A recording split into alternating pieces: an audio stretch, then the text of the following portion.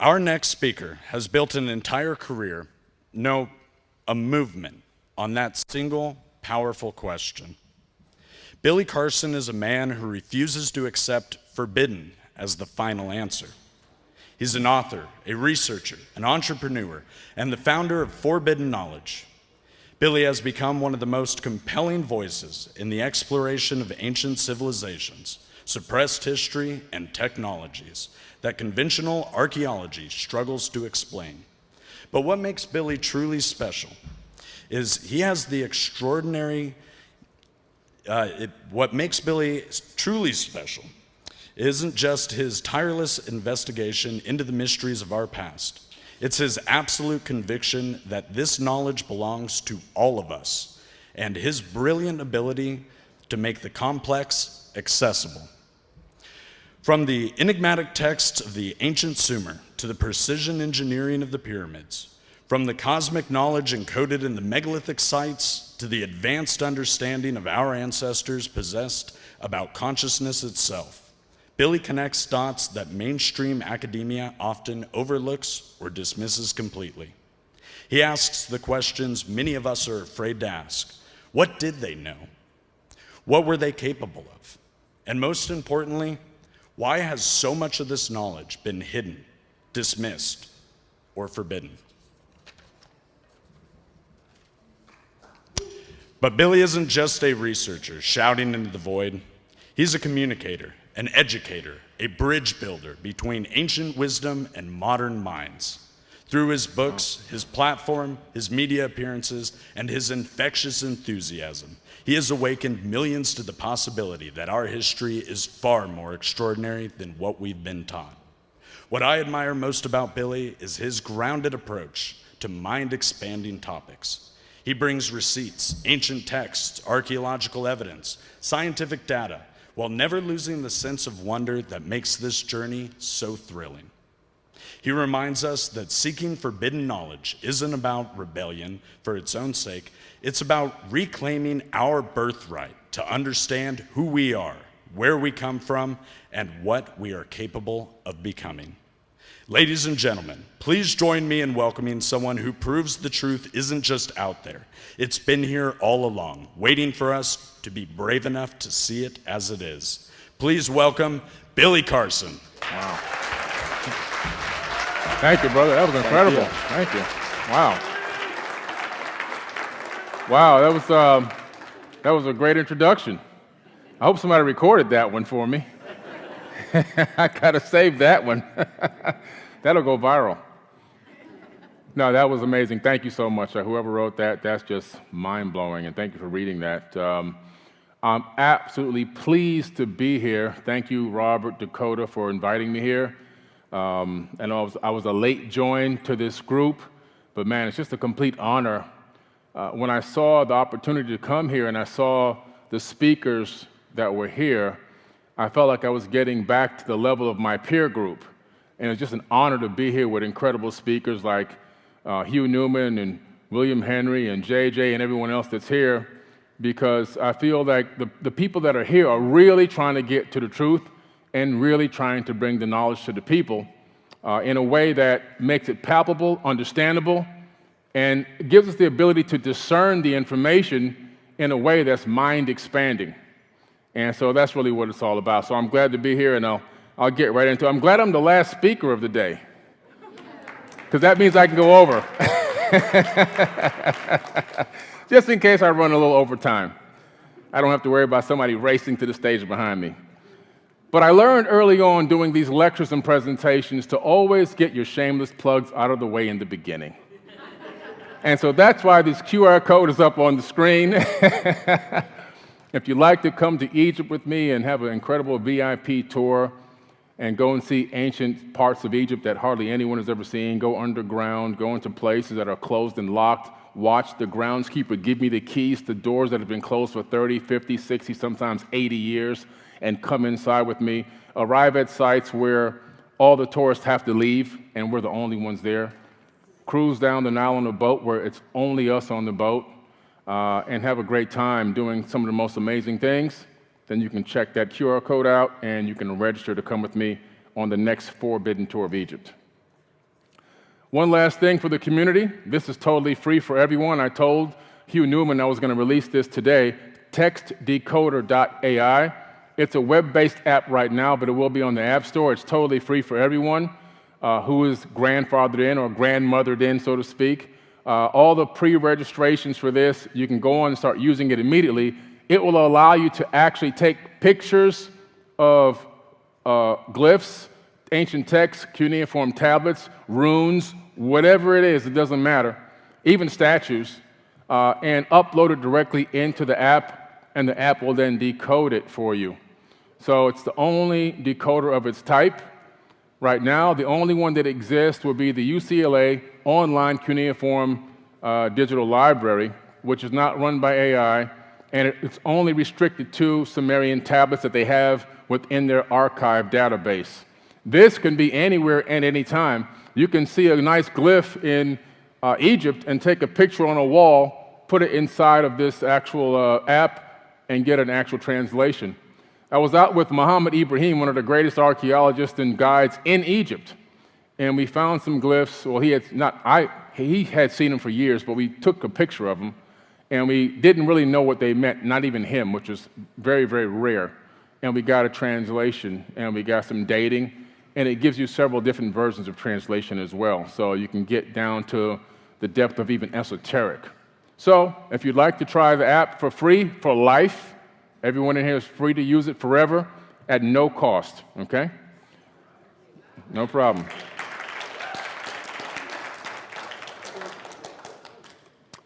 All right, let's get into it. So we're going to get indigenous today. We're going to get indigenous. I'm not going to be going back particularly 10,000, 15,000, 36,000, 100,000 like I normally like to do, but we're going to go back many, many millennia, and we're going to bring it to the current day. As you know, this talk is about Three-Eye Atlas, and we're going to look at what some of the indigenous potentially had to say. This is my father here on the screen. He passed away back in 2018, but my dad is a Native American. For those who didn't know, the Chiricahua tribe out of Washington and Virginia. And this is a rare photo of me with my father in a decent lighting and decent color, not an old Polaroid, the old Polaroids they used to eject out. Those things are all destroyed now, all right? Very rare photo of myself and my father. This is probably, I don't know, maybe 10 years ago. But he is an indigenous, and it was a lot of the inspiration for my talk today. So today we're going to go into the Hopi prophecies, and the first one I want to start out with be web prophecy, which for me was really amazing because I remember many years ago, before I started my first internet company, this is back in 1992, I came across the Hopi web prophecy, and I read it, and it talked about information being able to be transferred to and fro instantaneously at some time in the future.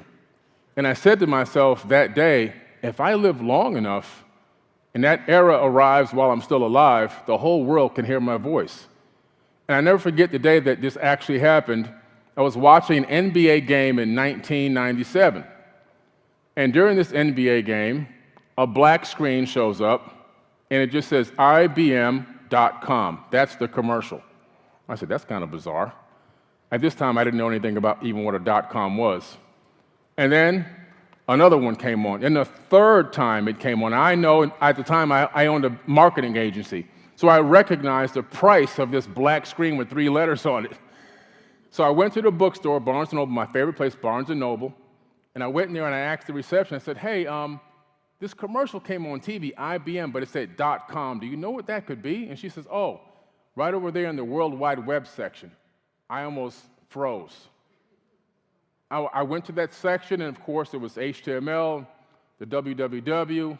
I had no idea it had gotten to the point where it left inter-office and got to the World Wide Web. I was a little off on that. And I was completely stunned that I had lived into the era where this actually happened. And so I taught myself HTML, PHP, JavaScript, and ASP scripts and C++, all from reading the books in the library. I went and got a computer from Rent-A-Center. Rent-A-Center was a place you can go rent furniture and at that time, computers for the first time. I got a Packard Bell for $19.95 a week. I called it a packet from hell because it crashed. 2 gigabyte hard drive, guys. Two. That was wild. But I didn't know any better at the time. And I started my first internet company, .com marketing group. And because of this Hopi prophecy, I lived to the time when it actually occurred. I was so shocked and so stunned and so happy to be a part of it that I decided to get into the World Wide Web. And I built that company into a multi-million-dollar corporation, which eventually got acquired by Globench, and then eventually we sold out to the Amber Alert system. You might know the Amber Alert company, right? They kind of give you those notifications for abductions of children and things like that, stolen stuff and stolen cars or whatever. But my initial startup funded that whole project. And so I'm a big believer in this information that I'm sharing with you today. So in the Hopi web over the earth prophecy, they say that a spider web cast over earth. Hopi elders spoke of a vision, a vast web spreading across the entire planet, connecting all peoples in an invisible network of threads. All people connected. Through this web, humans would communicate instantly across distances, sharing thoughts, images, knowledge in ways never before thought possible. And then we'd be living in two worlds. Humanity would exist simultaneously in the natural world of the earth and sky, and an artificial world woven from invisible threads, neither fully present in either realm. Wow, powerful, huh? This prophecy described is the final test for humanity, a moment when the web would serve as both bridge and barrier, awakening and enslavement, offering the last chance to reminder for spiritual law before the purification and transition into the fifth world. So the Hopi blue kachina and red kachina is something that I definitely looked into and really wholeheartedly believe in, simply because the World Wide Web exists. And they prophesied this millennia ago. It didn't get recorded in written history until around the 1800s. We're talking about a prophecy that's so powerful by this tribe that we're actually living in that prophecy at this exact moment, described down to the T. So when I first heard of Three-Eye Atlas, the first thing I always do when I hear of any new thing that's coming in astrophysics and astronomy, I look to the ancient tablets, texts, papyruses, cylinder scrolls, anything I can find from all around the world. Well, instantaneously, the first thing that came to my mind was the Hopi blue and red kachina prophecy. Now, keep in mind, this is a hypothesis. This isn't any, I'm not giving you an absolute fact. I'm just connecting some dots, and maybe at the end, you'll be able to make your own decision. But the end of the fourth world is the birth of the fifth. And the Maya said that we've lived through 4 worlds already, and we're heading into the fifth. Ancient wisdom meets modern revelation because sacred cycles converge with cosmic signs, and humanity stands at a crossroads between worlds where timeless prophecy illuminates our present moment and the path forward in an uncertain future. So they have the spider woman, the cosmic weaver.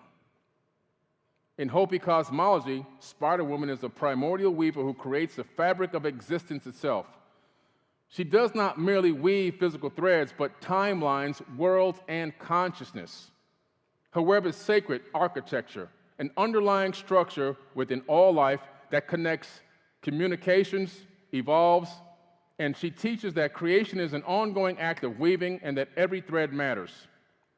When Spider-Woman casts her web over the earth, she is not creating a trap, but revealing the hidden connections that we've already know existed. The web makes visible what is invisible. In our independence, our shared fate, and our collective consciousness becomes awakened to us. So let's take one last look at the modern World Wide Web and see the power of this connection. And what I'm trying to do is get you to see the power of this prophecy, because as I go into the blue and red kachina, I want you to understand that I'm not just talking from happenstance or hoping that they might be right. I really think there's something solid here. So let's look at the modern World Wide Web. Today, more than 5 billion humans are plugged into a single planetary grid. Fiber optic cables snake across the ocean floors, satellites and orbits create constellations, 5G towers pulse with invisible frequencies, and cloud servers hum at vast data centers. AI networks process billions of transactions per second. In the physical infrastructure, we have tangible web of cables, towers, satellites that carry our data.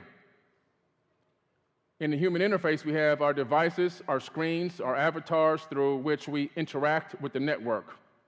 In the digital layer, the software protocols and platforms that organize information flow. And the collective mind, emerging synthetic intelligence formed by interconnected humans and machines.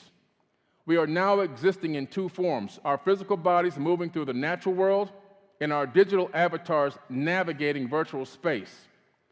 The prophecy has manifested with stunning precision. So we're living in two worlds, the web over the earth, which would be the internet and global network, planetary nervous system. Two worlds, the physical and digital, split attention and identity, lost balance, tech addiction, identity fragmentation, disconnection from nature itself. Final test, ethical use of AI, data and power, and then the evolution or extinction of spirit.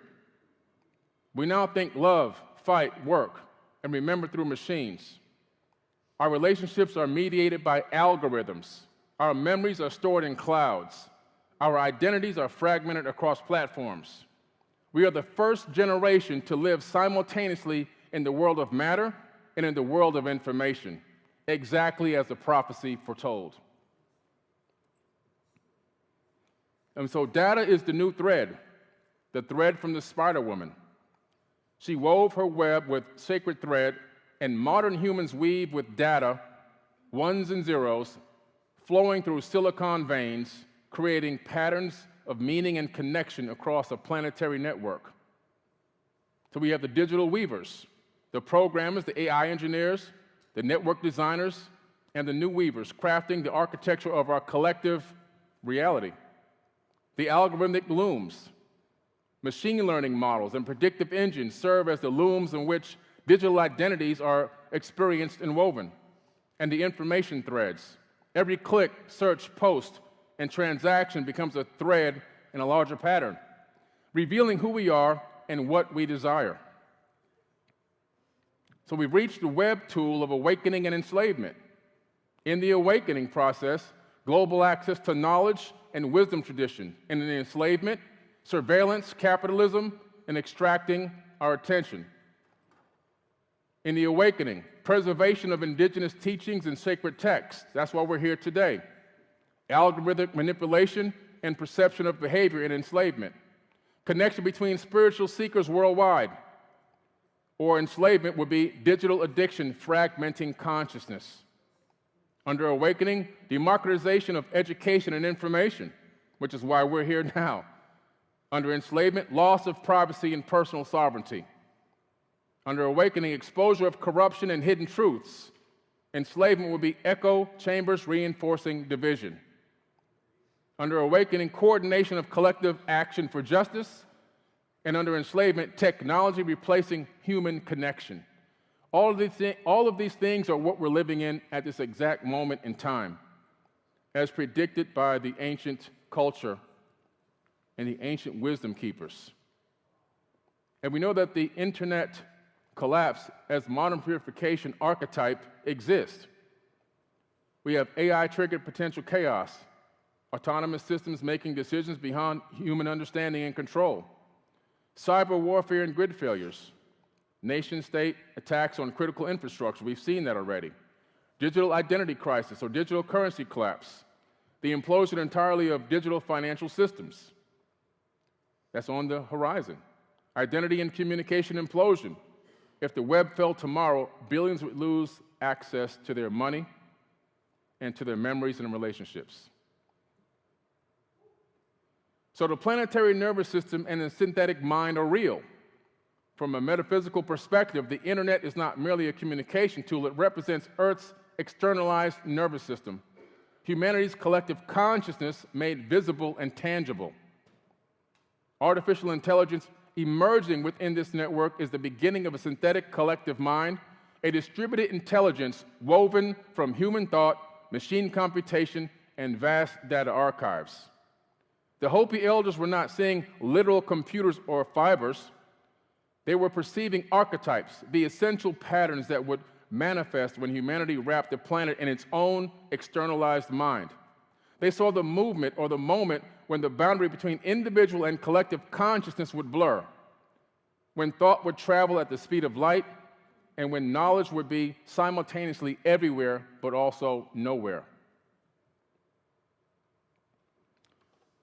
So who enters into the fifth world? In Hopi tradition, not everyone enters or traditions move into the fifth world. Only those who remember the spiritual law, who maintain balance of the material and the sacred, and who honor the earth and the Creator. Only the souls cross the threshold into the fifth world.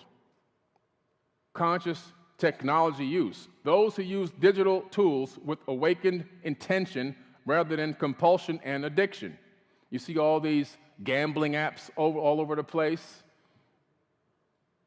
Sovereignty identity. People who refuse to let algorithms define their thoughts, desires, and sense of self. Independent thought. Individuals who maintain the capacity for critical thinking beyond echo chambers of tribal narratives. And spiritual material balance. Those who master the web without being owned by it, who remember the earth while navigating digital space. The fifth world is not given as a reward, it is earned through choice, a choice that we make every single day. How we engage with technology and how we treat each other and how we honor the living planet that sustains us.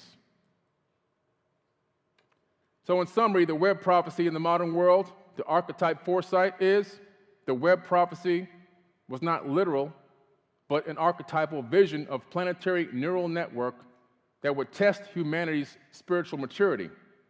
It provided a bridge and a filter. The web serves as both a bridge and to higher consciousness through shared knowledge, and a filter determining who carries the wisdom into the next age.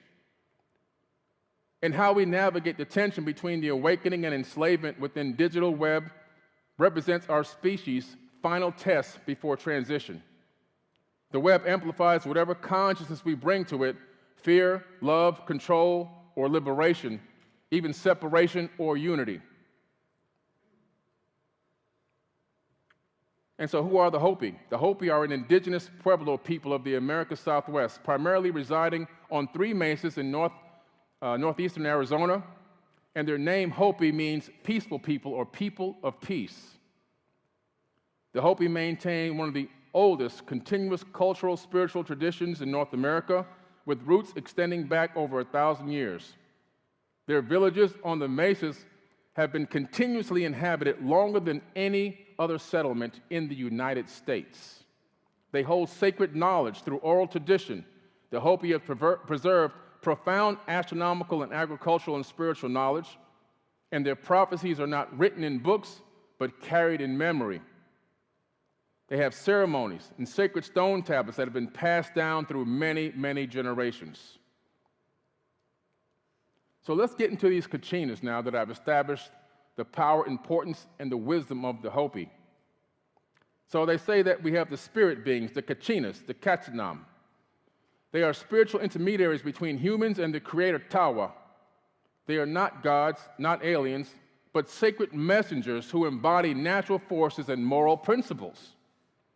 We have cosmic governance. These beings govern rain, agricultural fertility, the changing seasons, and their maintenance of cosmic balance. They enforce spiritual law and guide humanity towards harmony with natural cycles. And the kachinas manifest through masked dances and sacred rituals performed by initiated members of the tribe. During these ceremonies, the dancers become vessels for the kachina spirits, bringing their teachings and blessings to the community. Understanding kachinas as a symbolic archetypal forces rather than literal physical entities. In other words, they're not just these aliens, they are spiritual entities, not physical entities, but they have a much deeper meaning for humanity as a whole.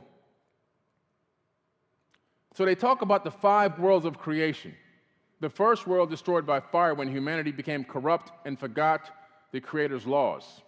The second world, destroyed by ice as punishment for losing balance and embracing materialism. The third world destroyed by a great flood when humans practiced dark magic and violated sacred principles.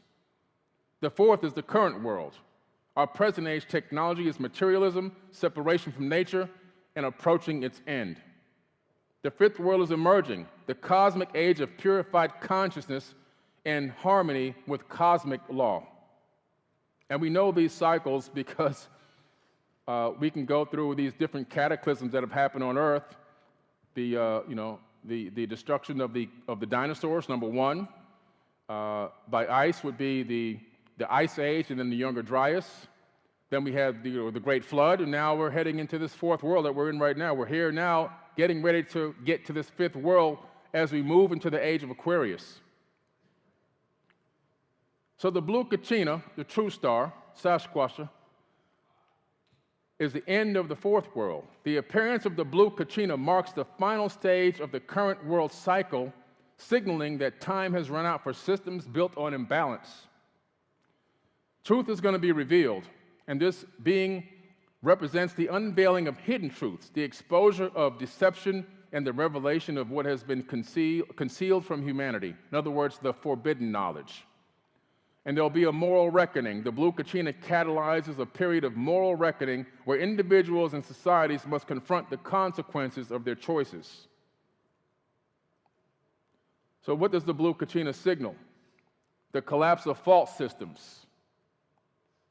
When the blue Kachina appears, corrupt institutions, dishonest leaders, and systems built on exploitation begin to crumble under the weight of their own contradictions. Exposure of corruption, secrets are revealed, scandals erupt. The machinery of deception becomes visible, and what was hidden in darkness is dragged into the light. Environmental imbalance laid bare. The consequences of humanity's disrespect for Earth become undeniable. We'll see extreme weather, ecosystem collapse, resource depletion, accelerating crisis levels. And then the forced choice. Humanity must choose: continue on the path of destruction and face purification, or change the course towards balance and earn passage into the fifth world, because we are on the precipice right now. And then we have the red Kachina, which is important because we do have this blue and red Kachina heralding our cosmos right now within our own cosmic neighborhood. The symbol of purification by fire. The red Kachina represents cleansing through fire, not necessarily a literal fire with flames, but the burning away of all that cannot sustain itself in the new age. All of the old ways are going to fade away as we're heading into the new. The planetary reset. This embodies Earth's self-correction mechanism. When humans refuse to restore balance, the planet itself acts to remove the imbalance, creating space for new growth. And the enforcement of cosmic law.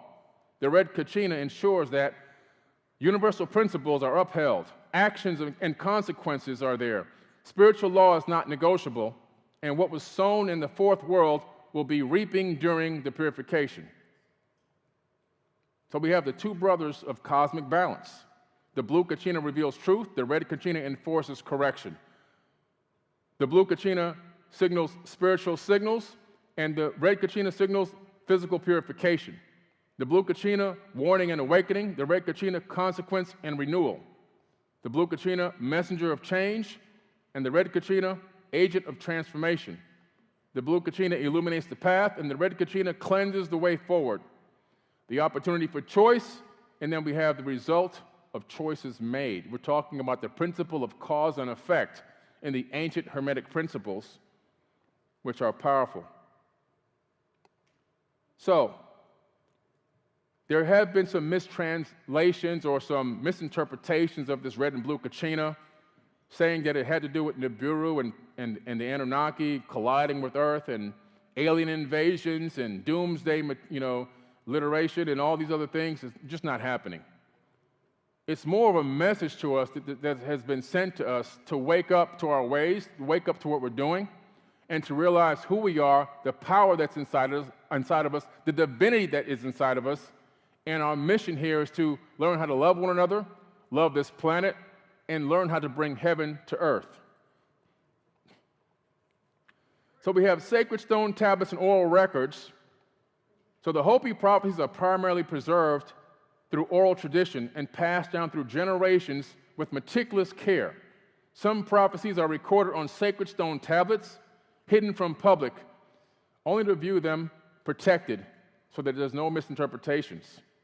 They have a lot of protected knowledge, and one of the Hopi elders is here today. He took me into his booth and showed me something from the back underneath a trunk that he pulled out that is basically not to be photographed, not to be seen by just any random eyes, because it's protected knowledge. They've gone through great care to protect their information and their wisdom and their knowledge.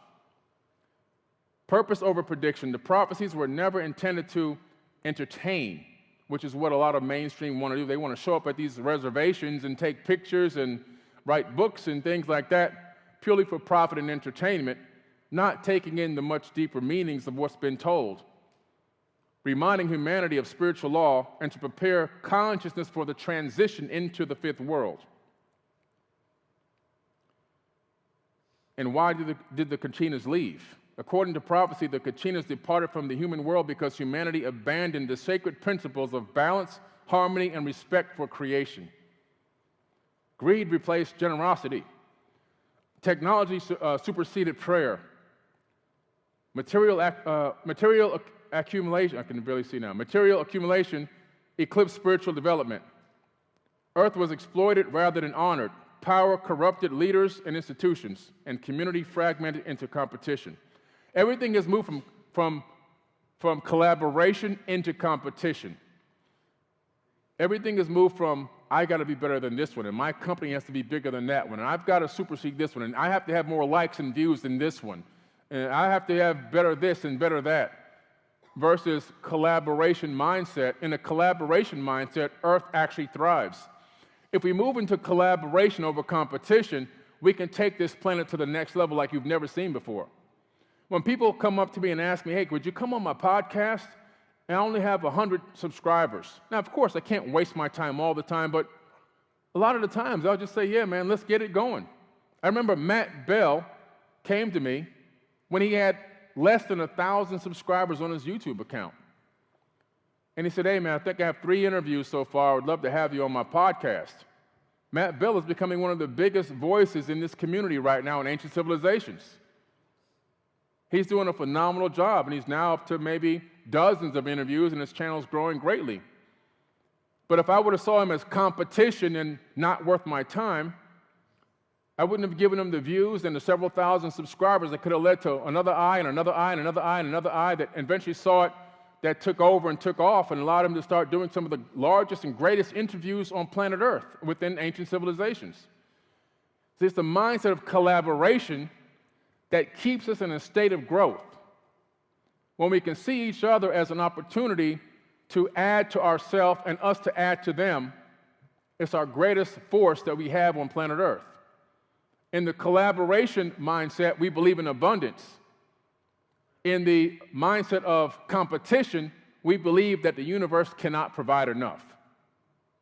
And so when we look around ourselves in the mindset of competition, we'll see that we're limited.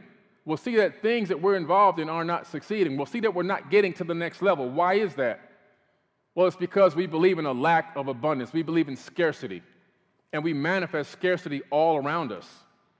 When you move into the collaboration mindset out of competition, now you believe in abundance. You believe there's enough.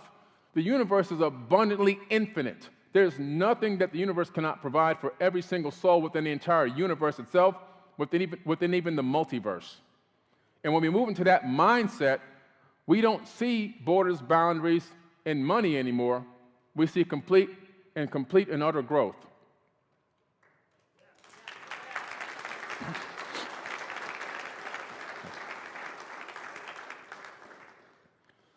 So we're looking at some modern parallels to the fourth world.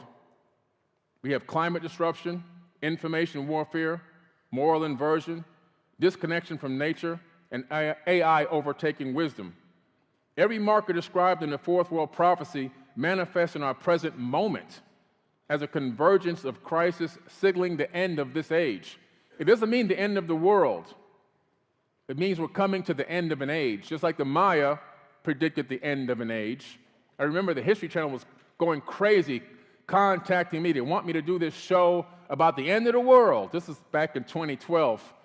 And I kept saying, look, man, I'm not doing this show. As much as I want to be on TV, I am not doing an end of the world shit show. It's just not going to happen.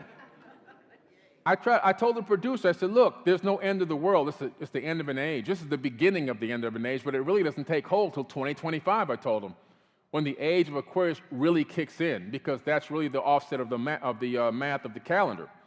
And now we're here in 2025 in this age of Aquarius, the beginning stages of the birth of a new era. And we're going to see a lot of the old age go out kicking and screaming. This is what you're seeing now. They're holding on to every little thing they can grab onto. They're trying to create as much turmoil and angst and division and divide and conquer as they possibly can. They're trying to monetize and make as much materialism as they possibly can in the end of this age. And the thing is, we can't fall for it. We won't allow ourselves to fall for it. Let them go out kicking and screaming while we come out and build a brand new earth. So what comes next? The fifth world is not a place where we arrive by default. It's a state of consciousness that must be earned through the choices we make during this time of purification. Balanced and restored, survivors of the transition live in harmony with Earth's cycles, honoring sacred covenants between humanity and creation. Like Hugh just stood up here for an hour and a half talking about these amazing solar solstice alignments all over the Earth. We should be revering those. I can't wait to hop on a plane and travel to the next one. He kind of really renewed my excitement for watching this amazing solar phenomenon. Those should be our top priorities in life. Elevated consciousness. Those who enter the fifth world carry wisdom earned through the trials of the fourth. So we learn from our past mistakes. We don't carry them into the future. They understand spiritual law and maintain it under their daily lives. And sacred stewardship. Humanity assumes its rightful role as caretakers of Earth, using knowledge and power with humanity and reverence for all life. And technology has been harmonized, which is where it needs to be. Advanced capabilities serve the greater good, integrated with natural systems rather than imposing upon them. The technology of the future, the AI of the future, will be integration with our spiritual consciousness. Technological advancement with spiritual insights, conscious technology, instead of a technocratic civilization like we are right now, letting technology completely dominate us. We find ways to use and merge with the technology, allowing us to grow and expand as a great civilization, a spacefaring civilization even. So what the prophecy is really all about, it's not about destruction, but it's about transformation. It's not the end of the fourth world, it's the end of the existence of it, but the end of the way of being that has become unattainable. It's not a punishment, but a consequence. That's that principle of cause and effect in the ancient Hermetic principles. What arrives is not divine retribution, but the natural result of choices that we make. It's not fear, but choice. The prophecy offers empowerment, not terror. Every moment represents an opportunity to align with balance and to remember spiritual principles. So the final message of the Hopi prophecy: the world does not end when the sky falls. It ends when human heart forgets the earth. So that takes us into Three-Eye Atlas, because I do believe that Three-Eye Atlas is a harbinger of this Hopi prophecy. And this is, again, my own hypothesis. I don't mean to disrespect any Hopi elders that may be here or listening worldwide. This is what I get out of the anomaly that we call Three-Eye Atlas, and I'll talk to you as well today about R2 Swan, which most of you may not have heard of yet. This image was taken by Paul Craggs with a $600 telescope, and he did 10,000 times better job than NASA.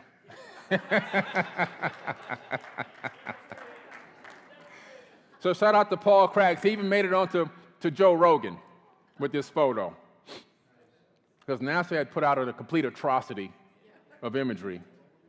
after taking in $25 million in tax money last year. And they gave us pixelated crap that looked like a 1980s Atari 2600 video game.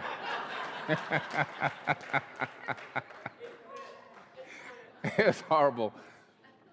And so this comet was detected December 2019, and astronomers discovered something extraordinary about this comet, that it wasn't moving in a normal path. And this comet, I'll tell you a little story now. Its origin point from backtracking and reversing its course comes from a star 1,800 light years away. And the importance of this is, in 1977, a man sitting in an astronomy center with a tower and a dish detected a signal, a repeated signal, an intelligent signal coming out of space. It was so powerful that he printed out the location of this star in space where the signal came from, and he wrote "wow" on it, right? The wow signal. If you Google the wow signal, it's the first thing that pops up is his handwriting from 1977, written on a dot matrix printout of the location of this star, 1,800 light years away from Earth. So this object heralds from that star. That's the location or the origin point according to modern astrophysicists, not Billy Carson. Okay? The head of astrophysics at Harvard University made this statement, not me, Avi Loeb. And what's crazy is in 1977, as many of you have been following me for so many years, have heard me say that in 1977, when I moved to Miami, Florida, that was the first year that I saw a UFO. It was something over my backyard that flew across the horizon, and we lived next to a private airport, which that airport is still open till this very day, the Opelika Airport. And so back then in the 70s, it was all prop planes flying over real slow, making a lot of noise. And I'd just sit outside and watch them because we didn't have the internet, TV, cable, tablets, or nothing else to do. You go outside. And you knew where your friends were because the bicycles were all piled up in somebody's house. You drank out of the water hose. I was outside looking up and I saw this object go, whew, went straight across the horizon in seconds, not minutes. And right away I knew I saw something miraculous because from what I had been observing, there's no way an airplane can move like that. It didn't have a wing, tail, cockpit, windows, nothing. Just this elongated egg-shaped thing, and it was kind of bright. But then it came back. As I was turning to run inside the house, it came back and it stopped much lower. Now in this era, my knowledge now, I can estimate probably like 90 meters above me. Completely silent, and then poof, gone. I ran in the house, Mom, let me tell you what happened. I told her, I said, I just saw this thing in the sky. This was crazy. She said, calm down, tell me what happened. So I told her what I saw. And my mother said, son, sit down.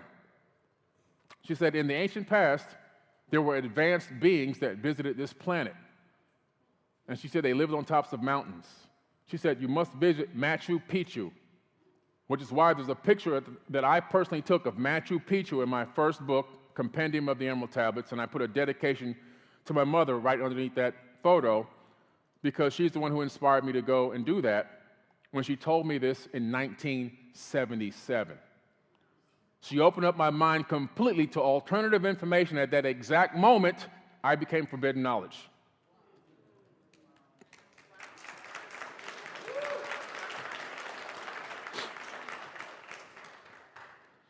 So this is potentially the red Kachina.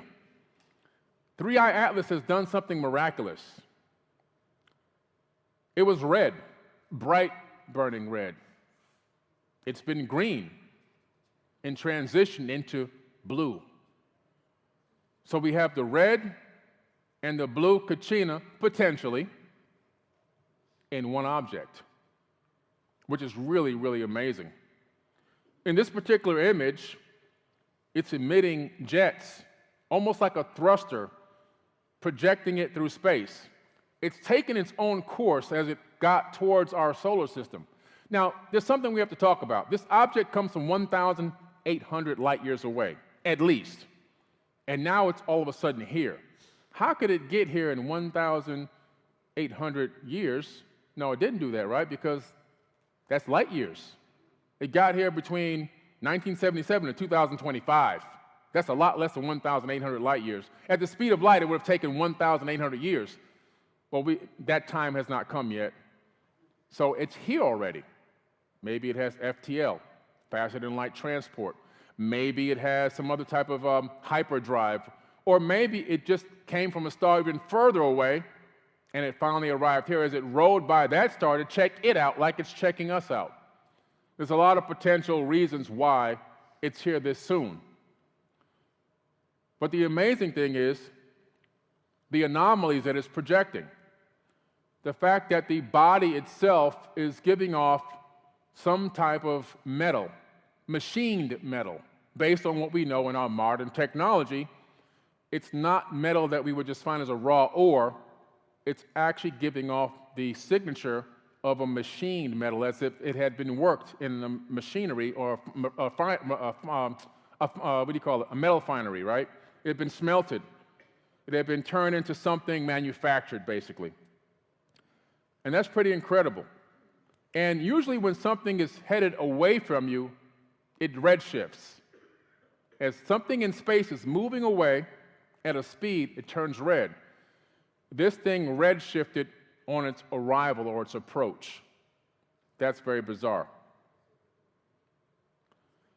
This is the same object as it decided to take a nice tour around the planets in our solar system and head around the sun. The closer it got to the sun, it started ejecting a thruster out of the front, signaling that it had the ability to slow down. If you approach the sun at the speed that it was at, 140 miles a second, at that speed, it would have literally bounced off the heliosphere and gone off into deep space. It had to slow down to obtain a Lagrange point so that it can actually curve around the backside of the sun and take an orbit, take a stable orbit to traverse the sun. That, again, shows some level of intelligence. I'm not saying it's alien intelligence, but whatever this is, something intelligent is guiding it, in my personal opinion. And not just my personal opinion, even the opinion of peer-reviewed astrophysicists like Avi Loeb and several others. Here is an image from NASA. These three. If I went outside and turned on my street light on a foggy night and took this photo, you wouldn't be able to differentiate between my street lamp and this top photo of the three there. And I don't even know what the hell this is. I have no idea. I mean, is that sperm? I don't know. And then look at this, dot matrix time. We're going back to pixelation. That's just now look at the one on the other side, the right, to my left, but your right, Ray's astrophotography. He takes that from a ground-based telescope.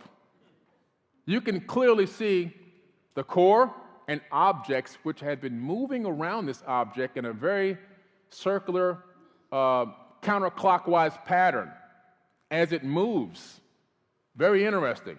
And then to the right, you have NASA's image again. Advanced technology. $25 billion worth of technology sent us those dots. But look at rays. That's really incredible stuff. I don't think we're looking at a comet, not any kind of comet that we would recognize as a comet. I think we're seeing something totally different. And that doesn't mean I think there are aliens inside of it, but I do feel like this object is extremely important for humanity. It took a course correction to come into the solar system.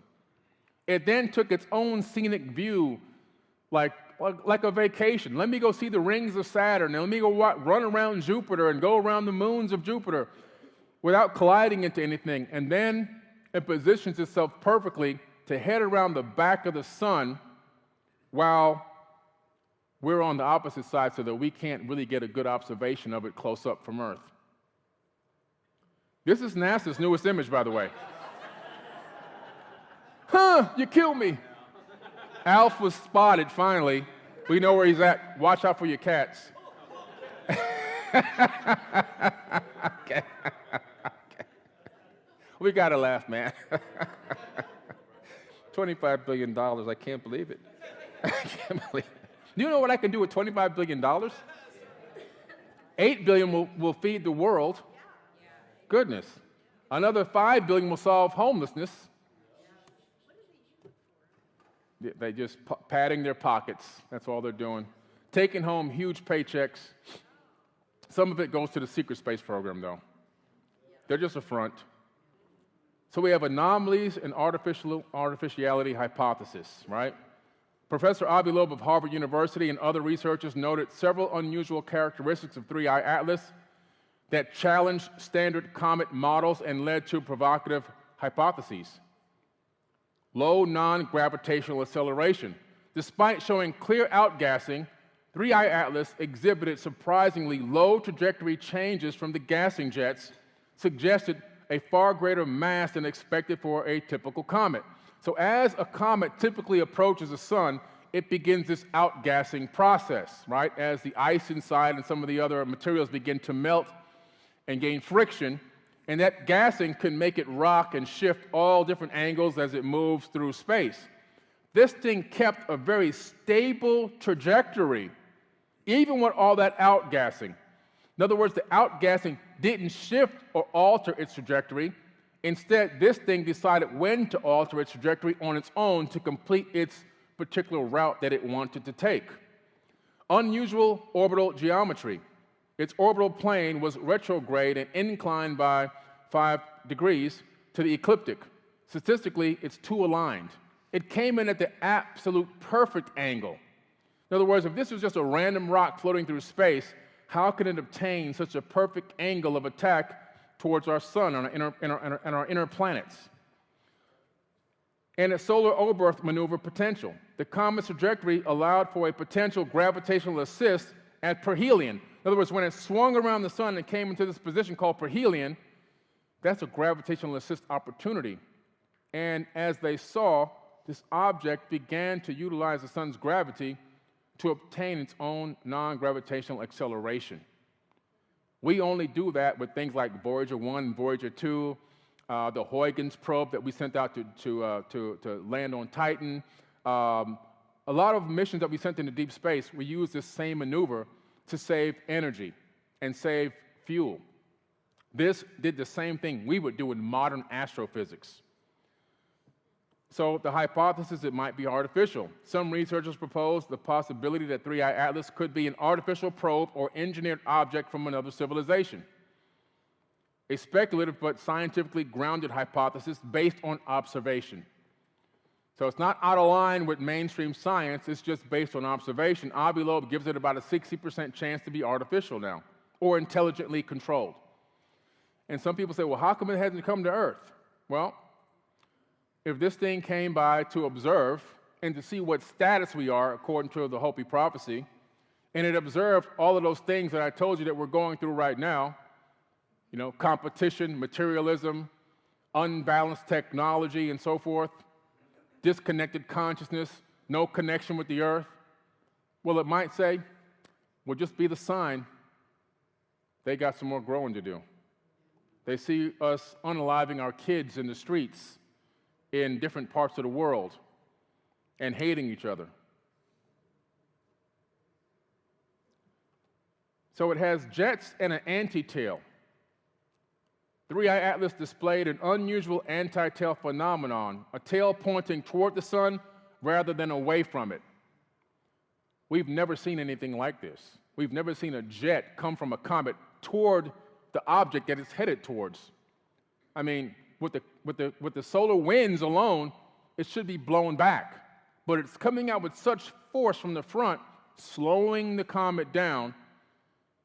It's almost like the thruster hypothesis that Avi Loeb talked about on my podcast. I was one of the very first people to interview him before he went on the big news, run. So I believe that it's definitely, in my opinion, utilizing controlled thrusting. So we have the blue, the green, and the red glow as it moves around the sun. Now, blue, if you don't know anything about science, blue means extreme heat. So when this thing started glowing brighter than the sun itself, by the way, brighter than the sun itself in blue, we don't know of anything that can withstand that type of heat.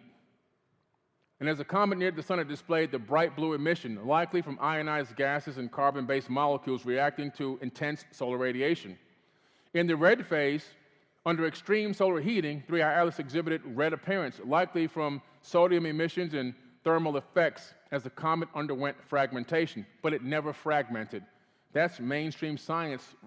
This particular slide is from mainstream science. They anticipated that this thing was going to fragment. It never broke apart. Even under that intense gravity of the sun, obtaining such a close Lagrange point to the sun itself and spinning around it at tens of thousands of miles an hour, it held together. And then we have R2 Swan. Most people haven't heard of this yet. R2 Swan is another object that came in and is exhibiting the same exact features and functions of 3I Atlas. Two objects are now positioned on opposite sides of the Earth in what some are calling a pincer maneuver. Both of them are perfectly on either side of the Earth right now. It's almost like they're performing a pincer maneuver where you flank your enemy from both sides. 3I Atlas is the interstellar visitor, and R2 Swan, an object discovered by Ukrainian astronomer Vladimir Bazugli. Just one day before reaching the sun, both are glowing green, and both are displaying sunward-facing tails. So this thing has also a tail moving forward out of its front to slow it down. And then they swung around the sun and created this pincer movement where they're kind of on both sides of planet Earth. Random rocks moving through space don't create these type of anomalies.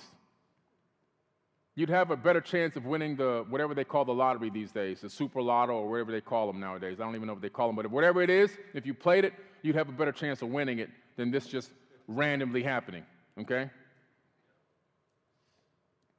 And then, as it moved around the backside of the sun, we had a major solar anomaly. In mid-September 2025, NASA's Solar Dynamics Observatory captured a massive coronal hole in the sun shaped like a butterfly. I don't think that's a mistake. I don't think that's a coincidence. A butterfly is a symbol of what? Transformation. This is on NASA's website. They finally put up a real image. This one appeared around September 11th and 12th and spanned roughly 500,000 kilometers across. The unusual butterfly shape made it visually striking, and because the hole was facing Earth, it released a stream of solar wind expected to reach our planet days later, and it did. We had a CME, we had a coronal mass ejection just a few weeks ago. A CME came towards Earth, a lot of charged particles, gave us some nice auroras and some special areas. It didn't affect our electronics, thankfully, because a strong enough one could knock out everything. It could knock out everything. So we have the prophecy, signs in the heavens. The Hopi prophecy places significant emphasis on celestial signs marking transitions between the worlds. The appearance of the blue kachina and red kachina are described as heavenly signs, not necessarily destructive forces, but indicators of profound change, just like the butterfly. The Hopi speak of the language of symbol and archetype when they describe stars appearing in the sky. They may be describing literal astronomical phenomena, or they may be encoding deeper patterns that manifest across multiple levels of reality, spiritual, social, and cosmic. And so this is powerful because, wow, we're living in the age, I've now lived in the age where I recognized the World Wide Web come to fruition, and I saw it, witnesses, and I'm a part of it now. I'm streaming right now on the same web that they predicted, live, on this live stream at the Quest for Ancient Civilizations, and now, potentially, we could be witnessing the red and blue kachina in our own lifetime. So 3I Atlas is a celestial messenger, in my opinion. Unlike comets native to our solar system, 3I Atlas came from beyond. It's a true visitor of the cosmic void, entering our space from outside the sun's domain. It had the sudden extreme brightening that I told you about.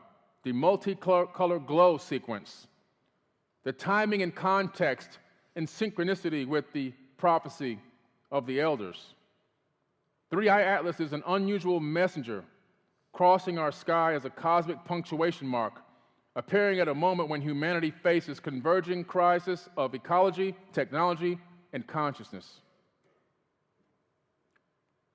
And so we see the color here, the prophetic phase, the blue Kachina revelation, the blue glow approaching the sun, truth unveiled, illusions exposed. In green is the world in transition, the green emission phase, active change and transformation in progress, that's the butterfly. And then the red Kachina, purification, the red glow near perihelion, consequence, cleansing, and reset. It's a harbinger, not a destroyer. It's crucial to clarify that Three-Eye Atlas is not proposed as the cause of the world's ending event. It does not collide with Earth. It does not unleash destruction. It does not have an alien weapon. Instead, consider it as a cosmic timestamp, a punctuation mark in the heavens appearing at the end of an era. Its role is symbolic, a harbinger sign, a marker in the sky that says, you are here. This is the moment. Time to choose. The fourth world ends from within. Systems built on greed and exploitation collapse. Spiritual law is ignored until consequences become inescapable. Nature is violated beyond the planet's capacity to absorb damage. Humanity prioritizes power over balance, technology over wisdom. The celestial signs do not cause these collapses. They mark the timing, witnessing humanity's choices and their inevitable results. And so this is why I feel that this fits the Hopi prophecy. We have the moral failure, which is corruption of institutions and values, the ecological imbalance, the destruction of ecosystems and disrespect for Earth, the spiritual disconnection, serving sacred covenant with the Creator and creation, and then the human arrogance, belief that technology can replace wisdom and natural law. This is the era that we're living in right now. So it's the end of the fourth world, and it comes not by the planet being blown up or aliens coming here, guns ablazing with laser beam weapons. It comes from our rise in consciousness. See, when we rise in consciousness, we begin to collapse the power structures that exist. We begin to realize our true place on this planet, that the 8.4 billion people that are here are really the ones that should be controlling the planet, not the less than 100 families that are controlling it right now and dominating it.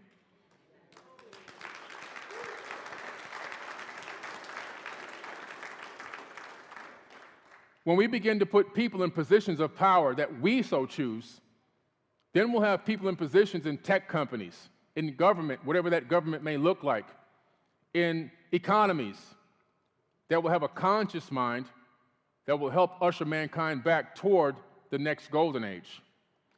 And one of the things that I found in all of my research, I've read so many texts, scriptures, papyruses, scrolls, talked to sages, wisdom keepers, pyramid priests, aboriginal elders, and walkabouts in the outback. I've been all over the place, 23 times around the planet. Nowhere has anyone ever told me that when you get to a golden age, you have to fall again. It just happens. There's this cycle. Well, we know there's a cycle, but nowhere is it written that it has to be a cycle. Could we be a part of a grand experiment where finally, potentially, this next earth, this next new world, this fifth world coming into play, are the generations of people that obtain a level of consciousness that learn how to usher mankind back toward a golden age, but leaves behind the lessons that they'll never forget, so they'll never collapse again. Thank you.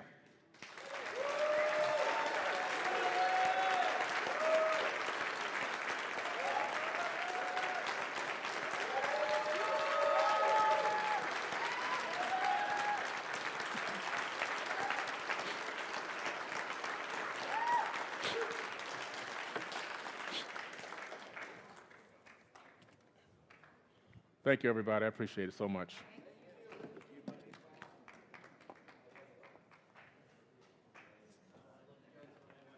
Oh, we got to do Q&A. Okay. I got your books right here. Give me those 2 books while we're waiting for the Q&A.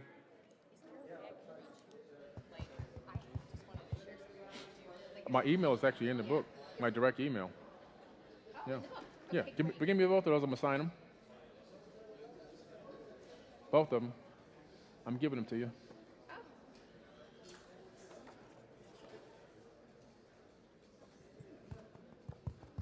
We're ready for the first question?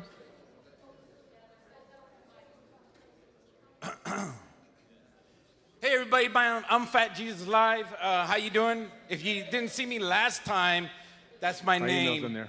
I represent tridactyls.com. That's Professor Ed Casas over here if you just want to see him. Hey, I wanted to ask you, have you ever experienced any UFOs or, you ever met an alien or ever had contact or anything like that throughout your lives?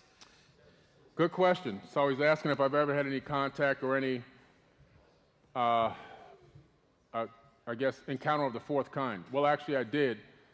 Something that, like I told a few people, and some people may have heard me talk about it in some podcasts, it took a long time for me to come forward with the information because it was the detriment of my whole family life at that time. At the time I was married, 5 kids, and I was living in Western Florida. I was working on a huge project called Fort Terra Nova, which made the History Channel. The first time I was on TV was because of that project. I only bring that up because I think maybe it has something to do with it. But I was building an underground city called Fort Terra Nova. And I built this city. Yeah, go ahead. I built this city, and it became a huge success, and it made it to the news and everything. And it was about maybe potentially a future cataclysm. And so when I went home that night after signing the deal and getting some of the paperwork and the groundbreaking done, I'm sitting there watching TV, and then the whole room turned lavender. And as the room turned lavender and the TV shut off, when I looked over my left shoulder, which I thought my kids were playing a trick on me, my boys, there was nobody there. And when I turned back around, that's when I saw these 2 beings that I could only describe as alien grays, but they weren't gray. Technically, they were more almost like a brownish color. They weren't really, I'm trying to look for a color here, nothing here. We had a tablecloth in the kitchen that matched that color today. And, but they didn't have the eyes like you see. They did have the big eyes, but they looked like they were really covers or some type of a grid. And they didn't speak to me in any words that I could understand, but they did make my brain feel like it was shaking in my skull. And after they left, they kind of just walked through the wall. I didn't know if I was crazy or whatever, and I ran around the house telling everybody what happened. And one of my kids still doesn't talk to me till this very day, Giovanni. It was already like the straw that broke the camel's back, leading to that divorce. So I got nothing out of it. I made no money off of it. I didn't profit from this information or nothing like that. It was a lot of trauma. I couldn't talk about it too much years ago because it would make me break down, but I did a lot of trauma work at Dave Asprey's 40 Years of Zen earlier this year, actually. I was able to get that out and process it out of me. But they did leave me with something. This phrase repeated in my head, worldwide telescope, over and over and over, thousands of times. So I went to my computer and I typed in worldwide telescope, and it ended up being a real website. It's worldwidetelescope.org, and it's still open till this day. It's been open since back then. Date the actual age of the domain. So at that time, you had to download the software and install it, which I did. And when I opened it up, it gave me access to all the space probe data for all the missions we've sent into space. So I was like, wow, this is incredible. What is this? So I saw Mars, so Mars caught my eye, so I clicked on Mars, and then I went to panoramas, or the planet itself. I said panoramas. I click on panoramas. Now I'm getting the view of the mast cam on the actual rovers. So I go into Spirit rover, Opportunity rover. I begin seeing anomalies on the surface of Mars, things that should not be there. And I'll be going into Mars a lot more aggressively over the next few months. I started off really aggressively 10 years ago, and then I kind of died a little bit on it, let it rest, but now it's time to bring it all back, these anomalies back. We have over 60,000 anomalies cataloged now. But it led me into that, and what it did was I saw structures and stonework that looked like remnants of stones that you would see in Peru. And that's why I started digging deeper into ancient civilizations, and that led me to the Anunnaki, the Anuna, the Nitiru, Göbekli Tepe, Egypt, the whole works. That was the trigger that led me into the reason why I'm even on this stage. Yeah.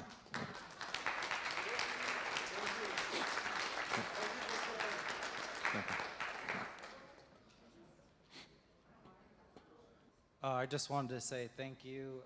We love you and we're proud of you. I wouldn't be here if it wasn't for you because I'm on your email list, so Thank you. thank you for that. And then, I was going to say, oh, I could feel you when you were talking about your mom, so I just wanted to say bless your mother. Thank you. And then just to add two things to your inspirational speech, just in case people in the room were unaware, I've heard that the 3-eye Atlas also represents the third eye, and then Atlas holds the world up, he lifts the world up. Yes. And so that's all I wanted to add. Thanks again, Billy. No problem, brother. Thank you. He's right. The 3 eyes, the third eye. Atlas is the Greek god that holds up the earth, that holds up the world. Thank you, Mr. Carson, for coming out. Appreciate you. I just want to have a question. You were talking about we're in this age of confusion with corruption and AI. Okay, so we're in this phase of corruption with AI and things like that. And I just have a question. I don't know if just kind of want to see what you think, but what are your thoughts about AI possibly being the beast referenced in the book of Revelations? It could be, if we allow it to. I mean, I think the beast referenced in the Revelations is actually something potentially different. They may be utilizing or want to use AI to be part of that system, but AI itself, I don't think, is the beast.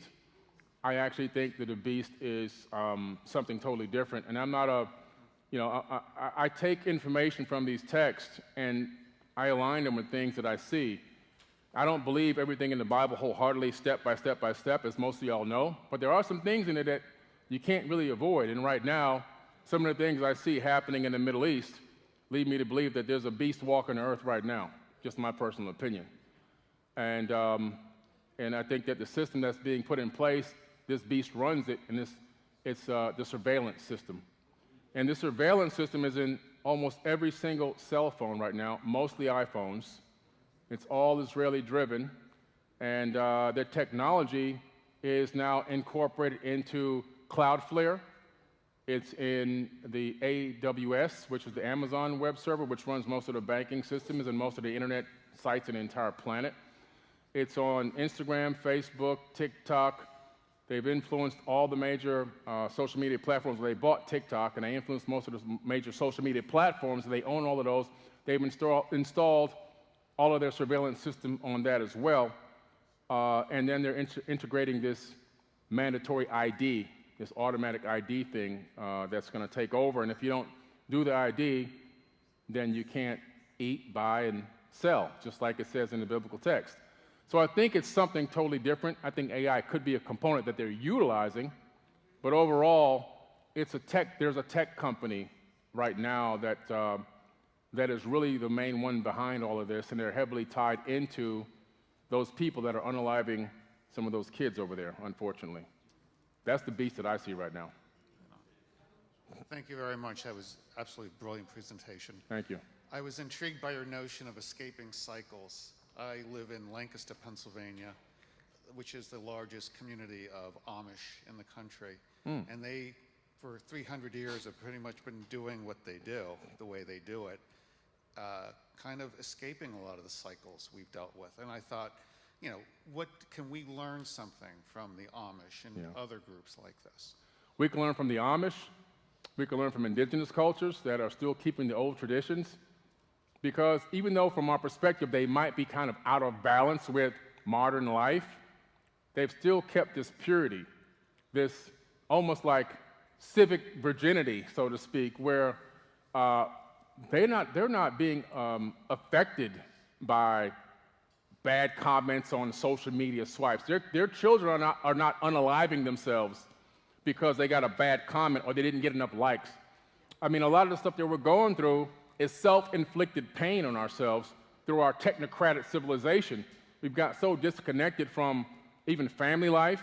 Most parents allow their kids video games to babysit them. They don't have those problems, you know? They don't have those problems at all. Not even a little bit. Not even close, I know. They don't get the Jabberwowski. They're not getting injected with all this poison, you know? And I mean, I'm using code words because I don't know what platform we're streaming on. I don't want them to lose. I don't want them to lose this platform, so I don't know. You see what I'm saying? We have to talk in code just to make sure we can say what we're trying to say. This is how crazy we put ourselves in this situation.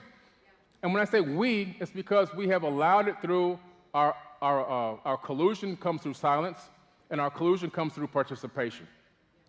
So when we try to say, well, how come they're doing this to us, and how come they're dominating us, and how come the prices of food are going up, and all these why? Look in the mirror. It's us, us, us. I'm just telling you the truth. We keep allowing it to happen. Imagine Monday morning is tomorrow morning. Imagine if there's 390 million Americans. Just let's look at America. 390 million Americans, 190 million are adults. Imagine if just 30 or 40 million didn't go to work tomorrow. Imagine if 30 or 40 million didn't buy oil tomorrow for their car, gas for their cars, didn't go to the grocery store, didn't get on the public busing system, didn't do anything.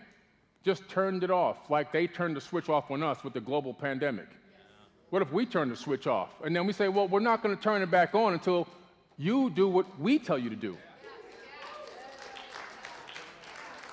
That's the courage that we have to build up as a civilization. When we build up that courage and drop the fear of, oh my God, what if I'm the only one? And if I don't pay my taxes, they're going to come lock me up. And if we come all together, they can't lock up 30 million people.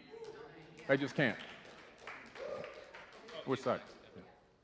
Billy, I don't know if you noticed, but in the conference room we're in right now, our carpet here has cosmic blue butterflies. So I'm not sure if that's a sign for us here. I saw. But otherwise, I just wanted to point out that the Hopi prophecies were quoted in the popular movie from the 80s, Koyaanisqatsi from Francis Ford Coppola. And one of the prophecies they cite in the movie was about the spider webs in the sky. And as we're seeing the chemtrails being foisted on us in the sky, there's a lot of people who talked about that as a correlation with the World Wide Web too. So we don't know what all these manifestations are, but they're very curious. Yeah, that's amazing. That's an amazing metaphor. You know, it's just so many potentials out there. You know, I know that we're living in an age right now where information is instant, and we don't have to turn the news on anymore. We can just open our phones, and instantaneously we're going to get this information. I remember talking about chemtrails years ago and getting my Facebook account suspended, getting my Instagram account suspended. I said, hey, I mean, they were just tearing me down. They took away my monetization, and then now finally they just had this big old congressional hearing. Hey, chemtrails aren't that good for everybody. You know, now certain states like Florida are banning chemtrails. So we live to the era of seeing chemtrail banning, at least the initial part of it, so thankfully. But yeah, thank you, man.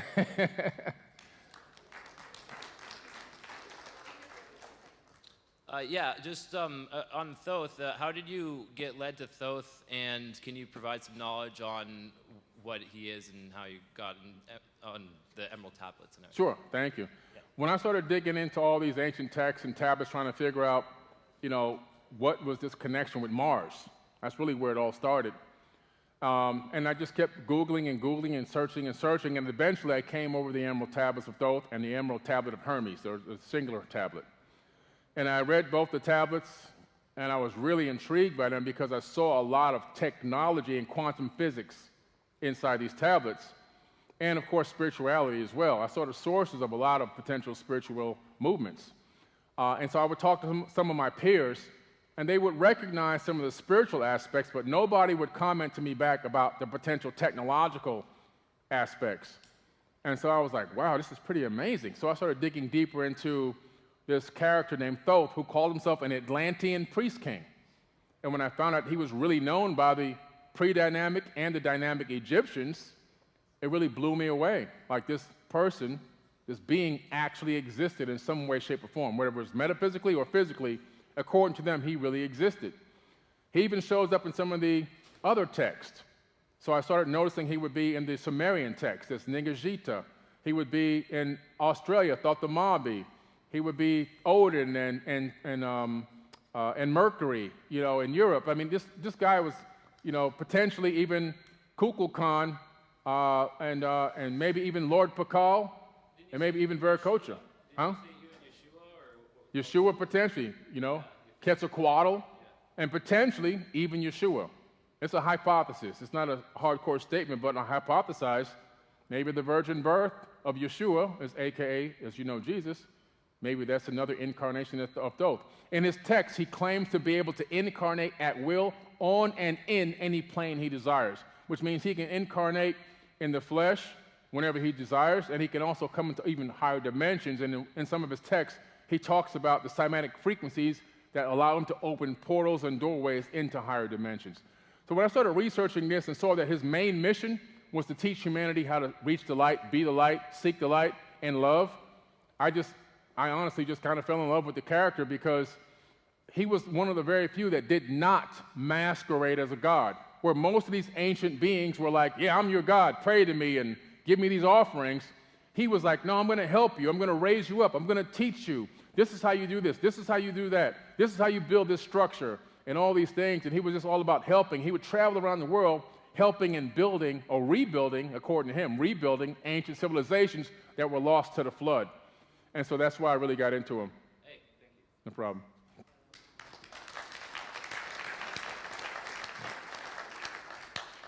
First off, thank you. That was really great. So thanks for that. Thank you.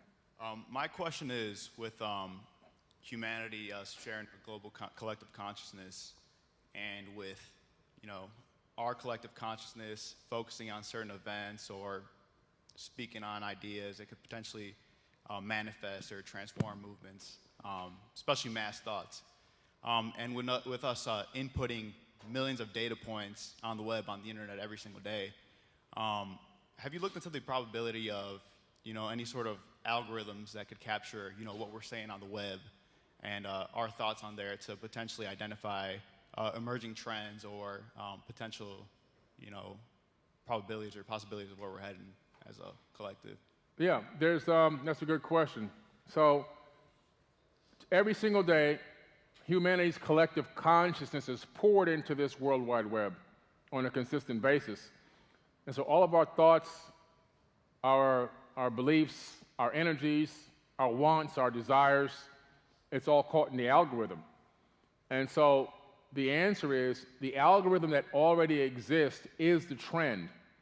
So we can see by collectively taking everyone's popular page.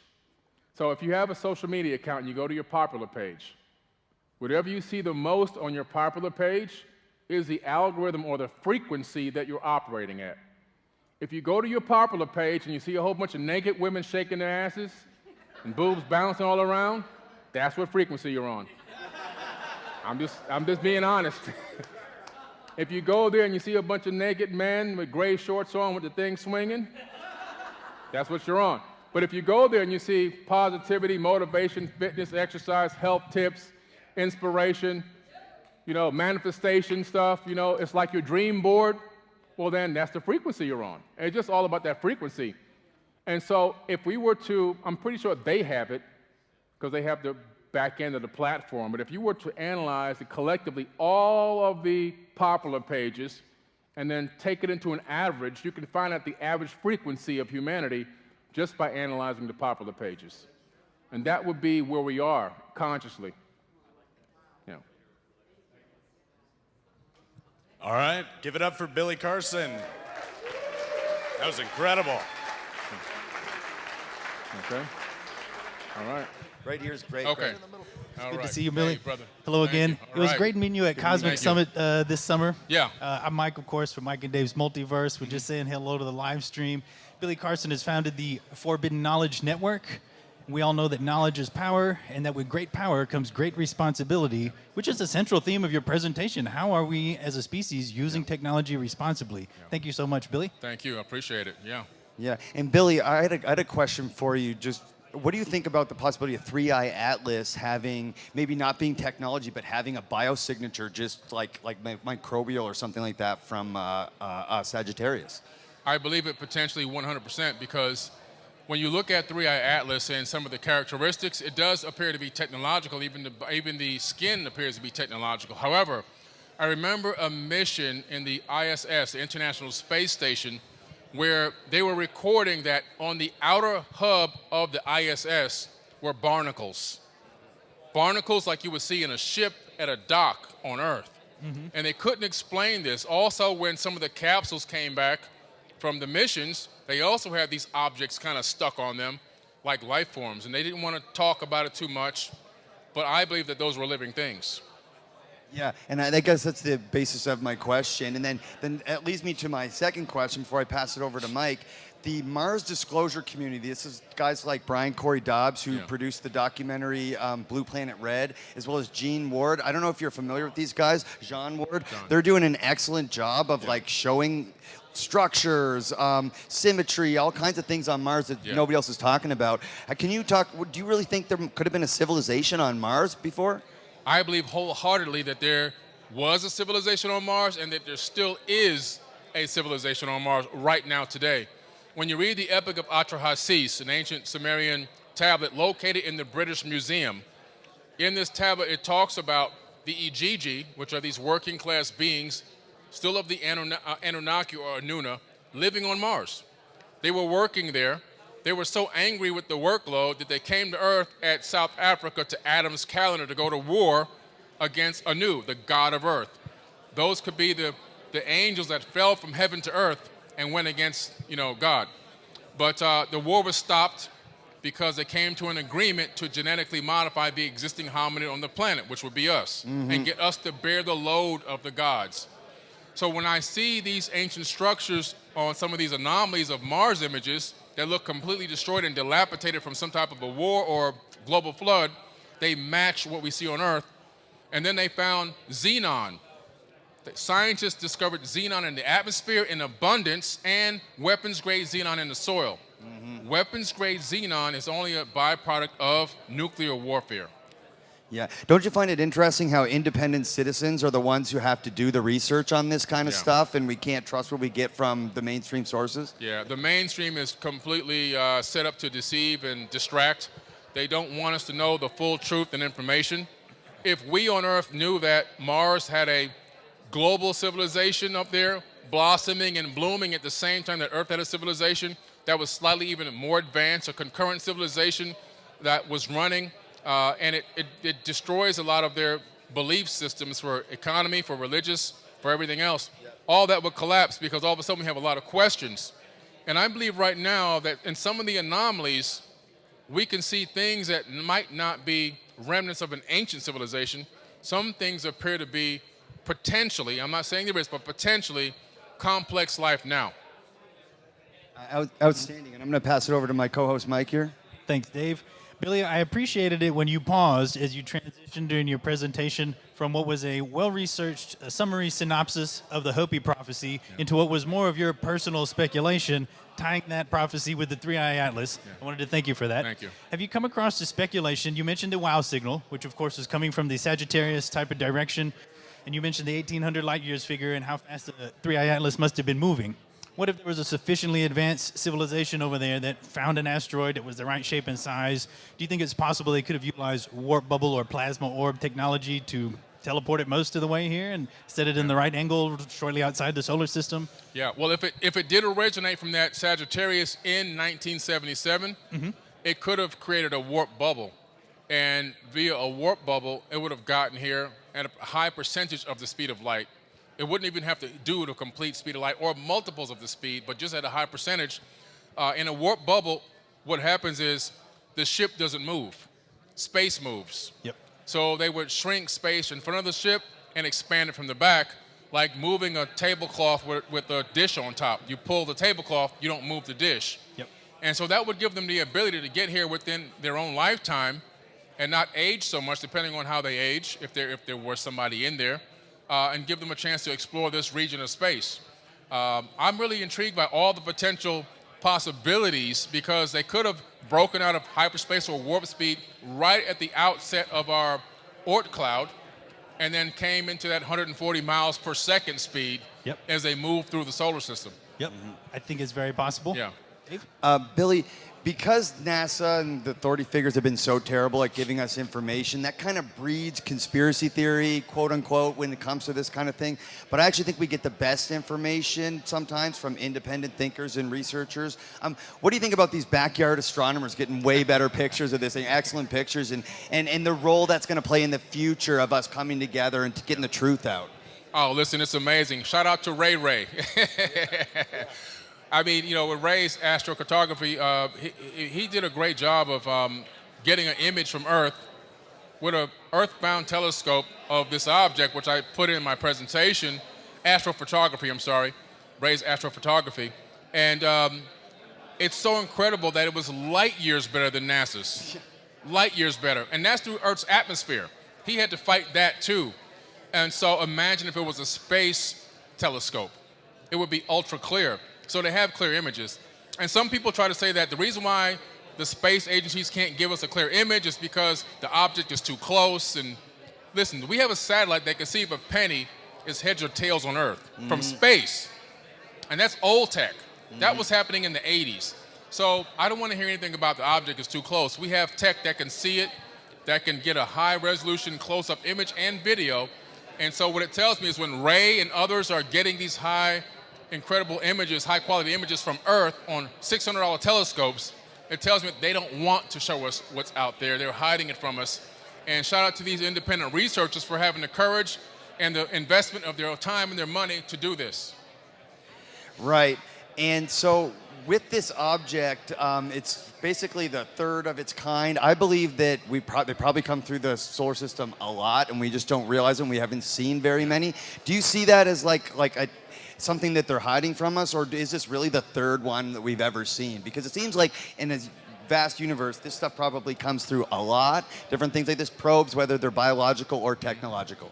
Yeah, there's so many things out there. I mean, we don't get told about a lot of them. I remember, I think it was 2013, there was an object passing between Earth and the moon. Yeah. A massive object, and they didn't tell us till the day after it passed. Yeah, Randall Carlson mentioned that too, yeah. So they know, they see a lot of these things. They're tracking everything because they have the tech and we don't. And so they keep it hidden from us, maybe to hide, to keep us out of panic or whatever. But I think it's important for us to know about these objects, to track them, to see them, especially if potentially they could be anomalies, like Oumuamua was an anomaly in my opinion. We have now R2 Swan, 3I Atlas. All these objects need to be researched. What if they are ancient forms of space life? Yeah. I think it's important to explore the what if, even if the potential is very low. Mike, did you have a question? Billy, you did break my heart a little bit when you immediately ruled out any Anunnaki-Nibiru connection to 3I Atlas. I personally have a little daydream that 3I Atlas may in fact be Nibiru, and that at this time Inkian and Lil are in the backseat playing Game Boys, and that old Zach Sitchin himself is proudly flying at the helm, piloting Nibiru back towards Earth. Rewinding a little further, in the Hopi prophecy, there was a slide where you mentioned something about internet collapse as a mechanism for cleansing or reset. Yeah. Now, one of my daydreams is if we could just turn this internet off, it might slap some sense into people. Right. And I don't wish for a big natural disaster, something like a solar flare that's too big that knocks the power grid out. Yeah. Do you think it would help if we just turned the internet off for about a week? I think it would help for mental health. Yes. Before we wait for a CME, a coronal mass ejection, to come and turn everything off, we better get our act together. We should just turn the internet off, and we should make it an annual, thing, a tradition, where every year for 2 weeks there's no internet. That's an excellent idea, and it leads right with what you were saying at the end about we need millions of people to make a choice, and not that false dichotomy type of choice that tells you to pick the red side or the blue side or buy this brand or that brand. The real choice is to reject the propaganda. Yes, So absolutely. Yes. Thank you. Billy, could you clarify for the chat at home? They were asking questions about the 3-eye atlas object fragmenting. There was reports that it fragmented into 7 pieces, and then all of a sudden, poof, the next day it wasn't. Yeah. What was the deal with that, from your opinion? It was nothing but propaganda. 3-eye atlas never, ever broke up. It never fragmented. And if you go to Avi Loeb's peer-reviewed science page, you'll see that he's still tracking 3-eye atlas, and it's still completely in one piece right now. Excellent. Thank you so much. And Thanks, Billy. It was great talking with you. Look Thank forward you. to seeing you on the panel. Appreciate it, brother. all right. All right, thank you. Yeah, cool. That was good.